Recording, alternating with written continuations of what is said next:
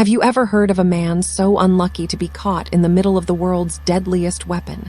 Not once, but twice. And yet, so incredibly lucky to live and tell the tale. This is not fiction. This is the true story of Tsutomu Yamaguchi, the man who survived both atomic bombings of Hiroshima and Nagasaki. His life is a haunting reminder of human suffering, but also of resilience that refuses to be destroyed. In the summer of 1945, Japan was crumbling under the weight of war. Cities were burning, food was scarce, and rumors of a new and terrifying American weapon had begun to spread. Yamaguchi, a 29-year-old naval engineer, had been working in Hiroshima for several months on a temporary assignment. On August 6th, his final day before returning home to Nagasaki, he woke up early, packed his bag, and prepared for his trip. He had no idea that within hours, his life would be ripped apart by the first use of nuclear power in war. Around 8:15 a.m., as he walked toward the shipyard, the sky suddenly lit up. Yamaguchi later said it was like the sun had exploded right above his head. A blinding flash filled his eyes, followed by a searing wave of heat that felt like his skin was melting.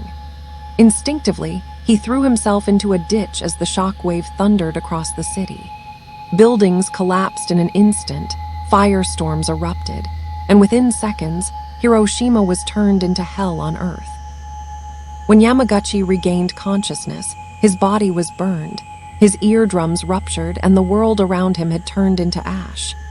The once lively city was unrecognizable. Twisted steel, charred corpses, desperate survivors wandering like ghosts.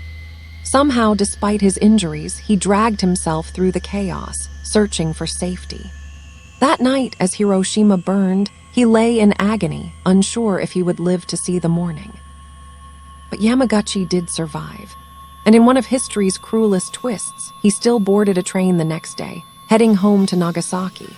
He thought he was escaping death, yet death was following him. Arriving in his hometown, he stumbled into his family's arms, covered in bandages, telling them the unbelievable story of a city destroyed by a single bomb. His relatives struggled to comprehend it. How could such destruction be possible? Some thought the trauma had made him delirious. Just 3 days later, on the morning of August 9th, Yamaguchi reported to work despite his injuries. He tried to explain to his boss what had happened in Hiroshima, warning that a single bomb had annihilated an entire city. His boss scoffed, dismissing it as nonsense. And then, at 11:02 a.m., the office windows erupted in another blinding flash. Nagasaki had just been hit by the second atomic bomb. The shockwave tore through the building, throwing Yamaguchi to the ground once again. Miraculously, he survived, shielded by the structure around him. When he staggered outside, he was greeted by the same nightmarish scene he had witnessed days before, streets filled with fire, bodies, and despair. For the second time in less than a week, Tsutomu Yamaguchi had survived the impossible. Doctors believed he wouldn't last long. His burns were severe, radiation sickness left him vomiting blood, and his body was covered in sores. Yet, against all odds, he slowly recovered. He lived not just days, not just years, but decades after the war, raising a family and dedicating his life to speaking out against nuclear weapons. Yamaguchi eventually became recognized as the only official survivor of both atomic bombings. His story was so extraordinary that many doubted it. But in 2009, the Japanese government confirmed his unique status. When he passed away in 2010, at the age of 93, the world lost not only a witness to history's darkest moment, but also a voice of resilience and peace.